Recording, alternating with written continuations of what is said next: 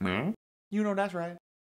Now, in your jiu-jitsu practice, you're going to need to cultivate a series of moves that revolve around sitting up over the guy's shoulder when you're fighting off of your back and he's in your guard. A lot of people, instead of like, kind of laying on top of you in guard, they posture up and they try to throw punches down on top of you. Now, this is the best logical defense for when the guy postures up. He postures up, you sit up with him. Now you can go for guillotines, you can go for kimuras, bump sweeps, and different combinations off of those moves as well. So this is the movement that sets up those combinations and those submissions. Check this out.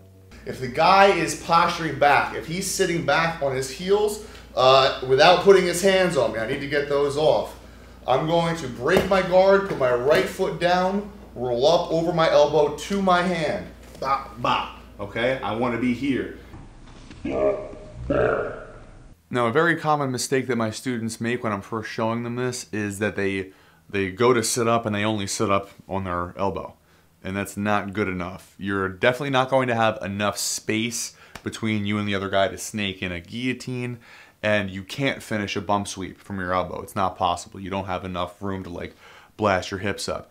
In addition, when you're up on your hand, you have a base behind you, so that guy can't just drive you forward and smush you back on the ground. That hand is like your kickstand. It keeps you up.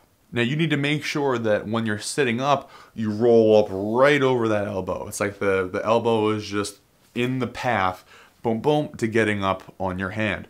Conversely, if your abs are really strong, you can always just kind of, bam, sit up and stamp your hand on the ground, and that'll work too. Again, if for whatever reason you don't get up on your hand, the guy's probably going to push you back down on your back, and then you're going to have to start over with something completely different, which is frustrating because if you had this set up and then, you had it timed, so every time the guy sits up, you sit up with him, well, now all of a sudden he's going to be onto that move and you're going to have to start over again with a completely different offense. So as Tom's trying to sit back to posture up and strike me, Oop. I'm up over the shoulder from here. I'm thinking probably bump sweep, roll back, Tom. Oop. That bump sweep takes you right in the mount, which is one reason why I love it so much. Now, even if the guy is not sitting up, and he's not posturing up in your guard, you can still kind of force this series of attacks. You just have to take his big old head and get it out of your way. now if Tom is in tight, if he's buried on top of me, it's not going to be quite so easy, or arguably it could be easier. I'm going to stuff his head, so even bring your arms in. I'm going to stuff his head, boom, and I'm just going to clamp my right hand over this shoulder. Now from here, I'll scoot back a little bit. If I want to, I can just take my hand and plant it down. Now I've gotten up, even though his head started on my chest.